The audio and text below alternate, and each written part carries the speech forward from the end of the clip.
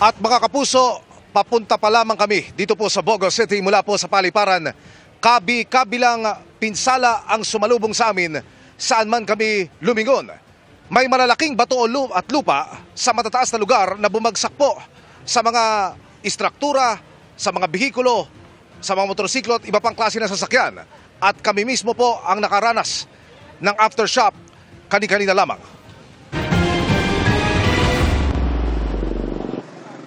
Sa isang iglap, sunod-sunod na pinsala ang natamo ng probinsya ng Cebu dahil sa pagyanig ng 6.9 magnitude na lindol kagabi sa Barangay Liki sa bayan ng Sogod sa Cebu.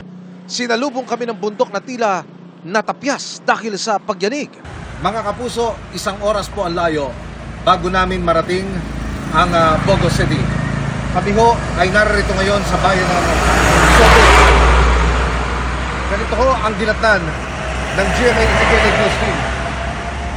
Sa gilid ho ng bundok na ito, UP-UP mga sasakyan, mga bihikulo at motorsiklo, makarapong gumuho yung bahagi ng lupa at tumabon dito sa tabing kalsada. Tumambad ang nayuping mga sasakyan at nagbuwal ang mga motorsiklo.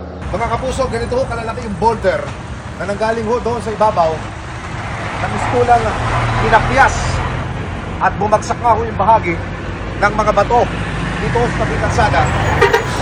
Yung home waiting shed, pakikita ko sa inyo. Nasa likod ng bato na ito. At masakit, buti walang tao.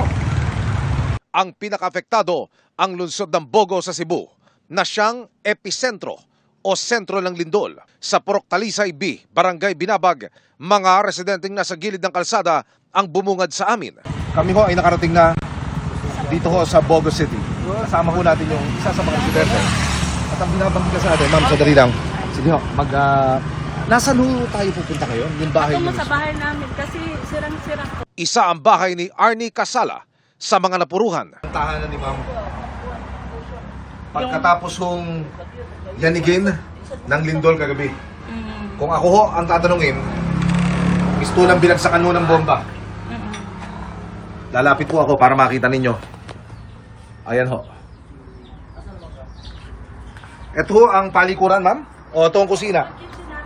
Yan na ho ang natira sa kusina ni ma'am. Yun palikuran namin sa'yo. Ito ho ang palikuran. So nakabiti na ho yung bahagi ng konkretong pader na yan at ito'y sadyang delikado na. Sa Sitio Laray, Barangay Binabag sa lungsod ng Bogo, ilang kabahayan ang natabunan ng pagguho. May eksklusibo tayong kuha ng retrieval operation sa mga biktima mula sa DPWH Region 7 Equipment Management Division. Pahirapan ang pagpasok sa lugar na ginamitan ng backhoe para maalis ang malalaking tipak ng bato na dumagan sa mga bahay. Yung bahay na nakuha namin kanina ng patay, bali at na lakbato talaga, malaking bato. Kung makikita nyo, kung papasok kayo dun sa loob, malaking bato talagang Engineer, isang pamilya lang ho ito? isang pamilya, sir. Ilan po yung nakita nyong inabutan ninyong wala ng buhay? Inabutan namin 3 patay. Tapos may ina, 2 anak na lalaki. Yung ama, naunang na-retrieve, patay rin. Kung yung makikita ko, yung tapyas doon sa bundok na yon, mga kapuso, bumagsak ko yung bahagi ng bundok na yan. Ang masaklap, merong residential area sa paanan. Ang sinasabing biktima ho at nadaganan, 6 katao. Sa gitna ng aming coverage, niyanig kami ng aftershock ng lindol. Ang kaanak ng mga biktima na si Richard, sugatan din. Biglang lindol, ang malaking bato may tama sa ilang balay.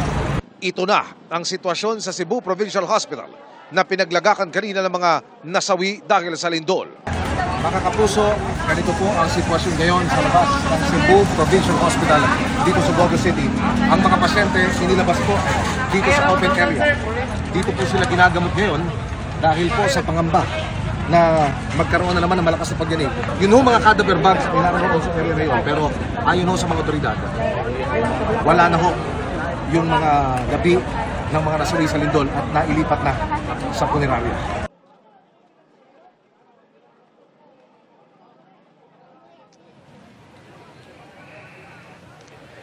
Mel, Vicky, ipakikita ko ang sitwasyon ngayon dito pa rin sa Cebu Provincial Hospital.